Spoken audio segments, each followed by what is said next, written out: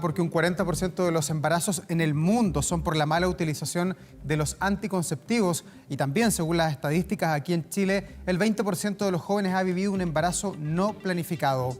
Debido a estas cifras, de hecho, expertos consideran fundamental el acceso universal a los anticonceptivos de larga duración, cuyo financiamiento ya fue aprobado por el Congreso de nuestro país, pero aún falta que FONASA implemente el reembolso.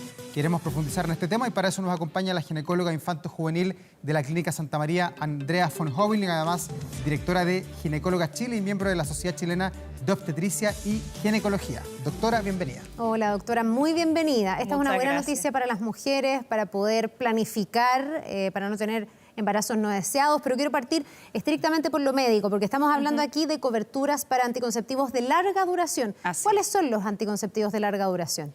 Los anticonceptivos de larga duración son los que duran años. Esa es su definición según entidades internacionales. Y dentro de esa definición tenemos dos, que son los implantes subdérmicos, que mucha gente los conoce como el palito, el chip. Que se pone debajo de la piel, que es como un fósforo. Exacto, como un fosforito, también lo conocen como fosforito. Su nombre técnico es el implante, que se ponen debajo de la piel del brazo con anestesia local. Y los distintos dispositivos intrauterinos, que los conocemos como DIU, la clásica T de cobre, inventada en Chile, por lo demás sigue vigente. Y ya va un poquitito en retirada, ¿no? La T de cobre. No, al contrario. Ha tenido me suena como muy antigua, ¿no? No, fíjate que ha tenido un renacer por muchas personas que no quieren utilizar hormonas incluso. Y hay versiones similares a la T de cobre que tienen hormonas. Y eso se ponen vía vaginal adentro del útero. Esos son los dispositivos intrauterinos, el famoso DIU. DIU, exactamente. Y hay, bueno, diversas marcas que no vamos a ahondar. ¿Cuál es la gracia de estos métodos anticonceptivos? Que, bueno, son tremendamente cómodos porque duran años. Tienen una efectividad intrínseca mayor a métodos como las pastillas, el parche, el anillo, las inyecciones. Ustedes mencionaron, por ejemplo, que el 40% de los embarazos no planificados ocurren por el mal uso. No es solo por el mal uso, también es por la falla intrínseca del método. A veces es altísima la cifra. A mí realmente me impresionó. Eso es lo que pasa en el mundo, pero en el fondo un 40% de embarazos por una mala o poco efectiva planificación. Ese es el punto. Es muy alto. Ese es el punto, porque ¿qué pasa? Que hay una conversación entre digamos, la matronería y la ginecología y las usuarias de métodos anticonceptivos que a veces es un poquitito enojosa. ¿Por qué? Porque si yo digo, oye, las pastillas le fallan a las que se las toman mal, yo me quedo con la sensación de que si yo me las tomo bien, mi falla es tendiente a cero. Claro. Y la verdad es que las pastillas, el anillo, los parches, la falla calculada al año, aunque se reporte un uso correcto, es de entre un 2 y un 8%.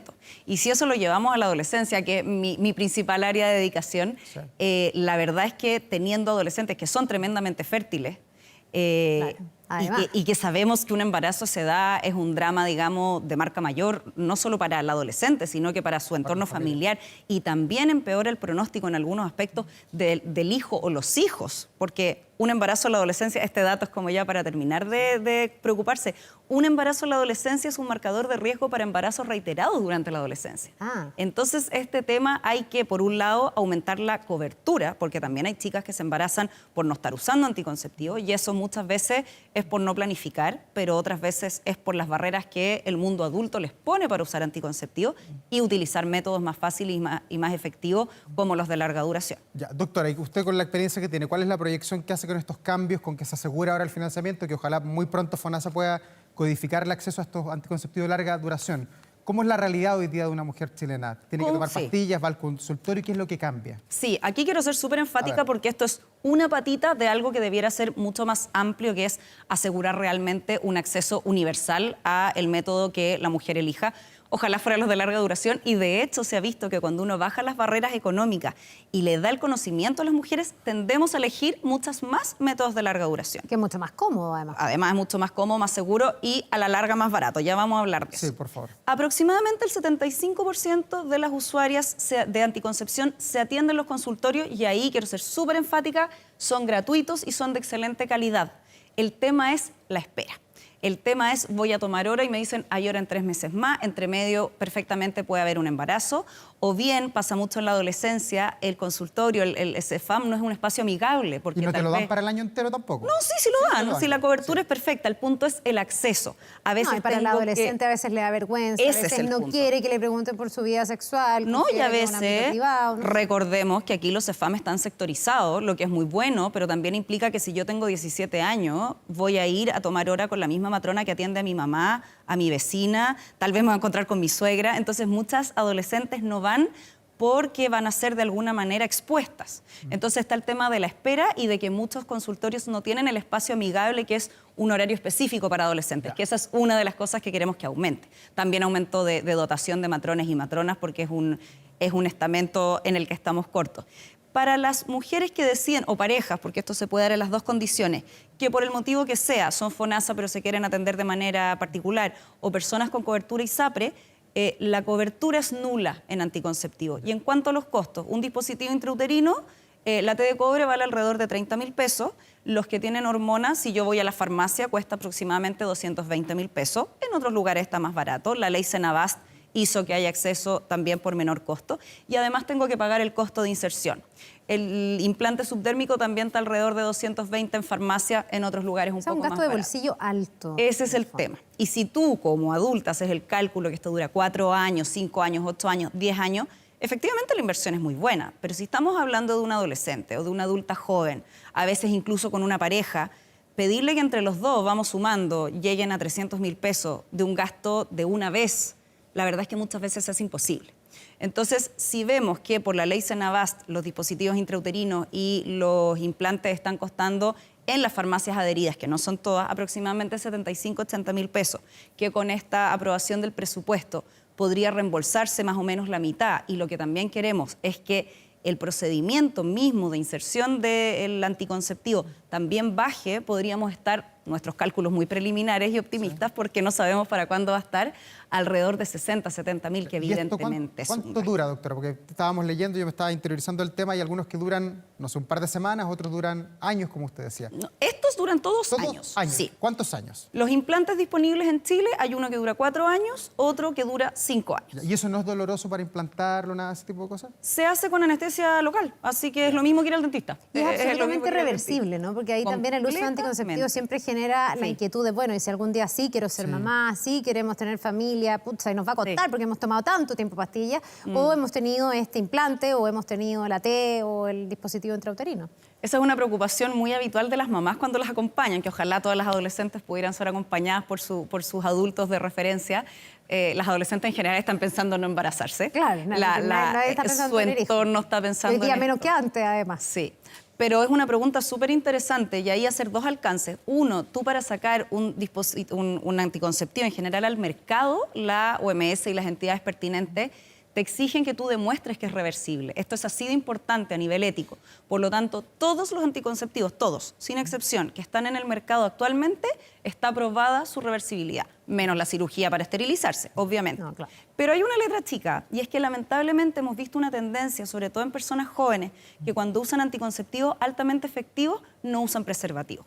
Y las infecciones de transmisión sexual sí son Eso ya el principio. otro tema, claro. Y esas sí que van No, al y alza. esas sí que tienen un impacto proliferado. directo en la infertilidad. Son la causa evitable número 1 de infertilidad. Entonces el mensaje es, usemos el mejor anticonceptivo, que sea el que cada una elija, pero no nos olvidemos del preservativo, aunque tengamos pareja única, aunque nos hayamos hecho exámenes, porque la forma de cuidarse es contar hasta 3, como dice una colega mía, la doctora Eneus. Es vacuna, preservativo y exámenes. Así que no nos podemos olvidar del preservativo. Doctora, y viendo esto de los anticonceptivos de larga duración, ¿son recomendables para todo tipo de mujeres a toda edad? ¿O usted hay una edad en que recomienda que, no sé, a partir de los 40 ya este método no sirve? ¿O es mejor a partir de los 40, usted que es la experta, desde que uno está en edad fértil hasta que termina la edad fértil, es bueno este? Sí, absolutamente. Ya. A toda edad. O sea, la recomendación internacional en este momento es que debieran estar disponibles para cualquier usuaria que los prefiera, no solo para las olvidadizas, porque a veces pasa eso, dicen, vamos a ver cómo te va con las pastillas, si se te olvidan pasamos a esto. Claro. Mala idea. ofrecérselo a cualquier persona. Y hay algunas poblaciones en que se considera esto especialmente recomendado, sin nunca pasar por encima de la autonomía, por supuesto. Y eso es sobre todo la edad adolescencia y adultez joven, hasta los 25 años. Y también personas que por algún motivo sabemos que les cuesta más, por ejemplo, acudir al CEFAM a retirar las pastillas, personas en situación de ruralidad extrema. Y durante la pandemia, y eso fue un tema en que en Chile fuimos bien pioneros, así que lo cuento con bastante orgullo, en la pandemia surgió mucho la recomendación de que una persona que ha tenido un evento gestacional, que está puérpera o que tuvo, por ejemplo, un aborto, un embarazo ectópico, en la misma hospitalización se le empiece un anticonceptivo de larga duración porque es totalmente compatible, por ejemplo, con el posparto, con la lactancia, y tú aprovechas ese evento, que ojalá sea feliz, a veces no lo es, para como una ventana de oportunidad para usar un anticonceptivo de larga duración. ¿Y tienen efectos secundarios? Porque las pastillas, algunas lo tienen. Sí. De hecho, hay pastillas más modernas, dicen, otras menos, algunas que puede generar, no sé, algunas controlan como las espinillas, los granos, los pelos, y otras que no. ¿Qué pasa en este caso con estos anticonceptivos de larga duración? Lo primero que hay que aclarar es que todo tiene efectos secundarios y los efectos secundarios pueden ser positivos o negativos. Como que efecto secundario al tiro suena a algo terrible. Nada de esto es inocuo. Si al final igual me imagino que es poner algo dentro de tu cuerpo que es ajeno a tu cuerpo. Pero mira, la verdad es que es bastante más inocuo de lo que el mito urbano, digamos, dice, ¿ya? Lo más peligroso en cuanto a efectos graves son las pastillas, anillo y parche que contienen estrógenos, porque esos son los que aumentan poquito, pero aumentan el riesgo de tromboembolismo. Y sabemos que los eventos tromboembólicos pueden ser graves, digamos, ¿ya? Estos no contienen estrógenos, por lo tanto la asociación que uno a veces lee, escucha con respecto a las trombosis, infartos, accidentes vasculares, los implantes y los dispositivos categóricamente no lo tienen. O sea, en ese sentido tiene una ventaja respecto a las pastillas. Es una enorme, sin duda, una enorme ventaja. Hay otra cosa que pudiera parecer muy vanidosa, pero que igual a las mujeres nos importa, que es que muchas veces se relaciona que las pastillas anticonceptivas te hagan subir de peso. Ya, fíjate que eso desde la ciencia también se ha descartado, pero yo siempre digo, todos los cuerpos son distintos y si es algo que preocupa, lo tenemos que ver. El implante concretamente lo que hace es dejar en reposo los ovarios, por eso no hay ovulación, y el útero, por lo tanto la menstruación puede o no ocurrir o desordenarse. Eso si alguien no lo quiere, está en toda su libertad, pero médicamente no tiene ninguna consecuencia. Pero eso no le genera nada al cuerpo, porque igual hay gente, yo lo he conversado esto y me dicen, es que igual es súper antinatural, porque en el fondo la regla tiene su razón de ser, entonces esto de la ausencia de la menstruación es como raro, como que estás inventando en un estado permanente al cuerpo que no debiese ser su estado permanente. ¿Eso no tiene ninguna implicancia? Ninguna. Desde el punto de vista médico, no. Y desde el punto de vista de lo natural y lo no natural, ahí yo hago una salvedad. A ver. Lo natural era que nos llegara la regla como a los 18 años, por las deprivaciones principalmente nutricionales. Llega a los 10. Me estoy remitiendo como a la generación de mi bisabuela y mi abuela, digamos, hace 2 o 3 generaciones atrás. Lo natural era que nos llegara la menstruación mucho más tarde, que nos casáramos o nos casaran rápidamente después y que nos pasáramos la vida entre embarazo y lactancia. Vale. Se calcula que hace 3 generaciones las mujeres menstruábamos aproximadamente 40 o 50 veces durante la vida. Ahora, irónicamente, gracias a los anticonceptivos, uno puede menstruar eternamente porque en el fondo manejamos nuestra fertilidad. Lo natural es embarazarse y dar lactancias eternas. Salimos de esa naturalidad. Yo lo veo como algo tremendamente positivo porque nos dio la posibilidad no solo de elegir cuándo y cuántos hijos, sino que de no morirnos. Se nos olvida este dato, pero antes del año 65, que fue cuando en Chile se instauró el acceso universal a anticoncepción, la primera causa de muerte de mujeres chilenas era complicaciones del embarazo, el parto y el posparto, la primera. Y también había una tasa alta de muerte de la guagua. Absolutamente, absolutamente. Entonces, los anticonceptivos efectivamente son antinaturales. Ahora, ¿lo antinatural es malo o no? Yo creo que eso es algo que cada persona tiene que definir.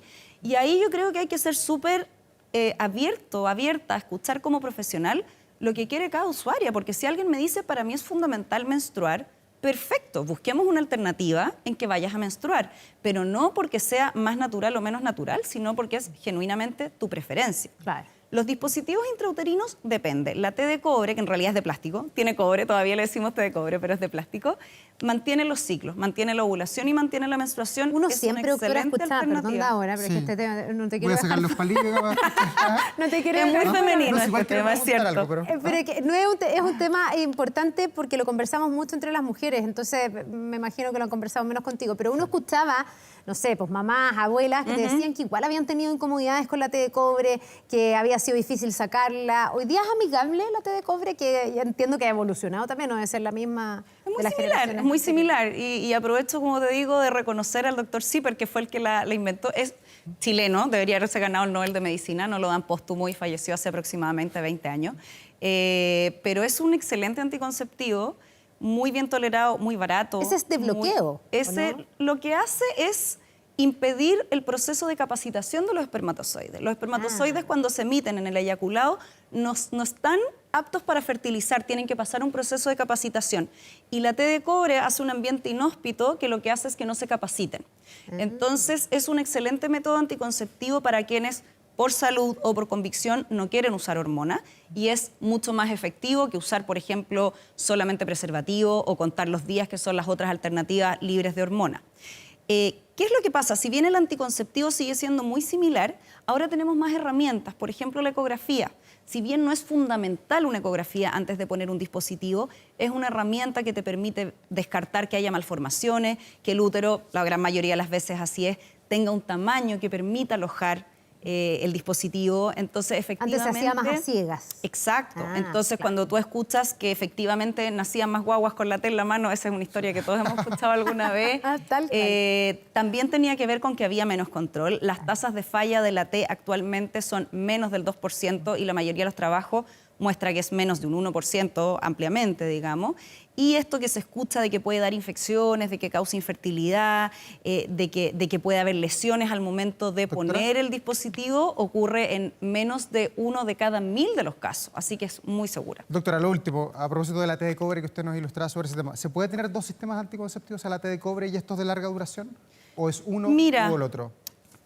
A ver, yo puedo duplicar todo. El punto es que no me va a aportar absolutamente nada. Porque, por ejemplo, si yo estoy con el implante, que es anovulatorio, es decir, hace que mi cuerpo no ovule, y además me tomo una pastilla, voy a seguir no ovulando, no me presta efectividad. A veces uno lo hace, por ejemplo, para manejar síntomas molestos, pero no me presta más efectividad anticonceptiva. Para tener más efectividad anticonceptiva hay que combinar el método de mi preferencia con el preservativo. Así que volvemos al siempre condón. Mi última pregunta, porque se nos fue el tiempo. En varios pasajes de la entrevista, usted ha dicho, doctora, que hay gente que prefiere mecanismos, métodos que sean libres de hormonas. ¿Por qué? ¿Cuál es la mala fama que pueden tener las hormonas en ese sentido, los efectos que efectivamente tienen las hormonas en el cuerpo de una mujer con los anticonceptivos que sí tienen ese sistema? Ahí creo que es súper importante hacer una diferencia que es categórica. Hay personas que por motivos de salud no pueden usar ningún tipo de hormona. Un ejemplo, muy comprensible, digamos, una mujer sobreviviente de cáncer de mama. Ella no puede usar hormonas sexuales de ningún tipo. Hay excepciones, no me voy a extender, pero como concepto general, alguien que está en tratamiento por cáncer de mama o que tuvo un cáncer de mama y aún está en edad reproductiva, por suerte no se da mucho ese caso, pero ocurre, no puede usar ningún tipo de hormona. Lo mismo mujeres con lupus y síndrome antifosfolípido, que es una enfermedad de la esfera autoinmune muy compleja, entonces no pueden. Y a esa mujer yo le puedo ofrecer o condón o nada, o la té con cobre, y por eso no nos podemos olvidar de su existencia. Y lo otro son mujeres que prefieren no usar hormonas, por ejemplo, porque consideran que les ha hecho mal, que les ha bajado el deseo sexual, que se han sentido mal físicamente, o por convicción. También hay muchas personas que dicen, ¿sabes qué? Encuentro menos, yo no uso la palabra invasivo, creo que eso ya es más de resorte de la autonomía. Pero si las personas lo pueden decir. Pero lo consideran invasivo, dicen, ¿sabes qué? Yo quiero dejar a mi cuerpo ovular, yo quiero dejar a mi cuerpo menstruar, lo que no quiero es embarazarme, y en ese sentido optan por algo que sea sin hormona. Doctora Andrea von Hobeling, muchas gracias por esta entrevista, gracias por ilustrarnos además de este tema que está recién partiendo con esta aprobación del financiamiento del Congreso. Muchas gracias. Y ojalá que lleguemos a la cobertura universal de todos los métodos anticonceptivos, más allá del sistema de salud donde cada mujer esté, porque al final se transforma como en una forma de decidir, de planificar, no solo para las mujeres, para el país, incluso una política pública. Esto es bueno para el país, yo creo que eso hay que decirlo. Este presupuesto y las otras patitas, aumentar espacios amigables de adolescencia, aumentar horas matrona, es bueno para el país. Un país que planifica sus embarazos y que hace que las adolescentes puedan desarrollarse sin ser madres, es un país al que le va mejor en todo sentido. Gracias, doctora. Que le vaya muy bien. A ustedes. Gracias, buen día. Las 9 de la mañana con 50 minutos, vamos a la pausa, enseguida estamos de vuelta con más aquí en La Mañana Informativa.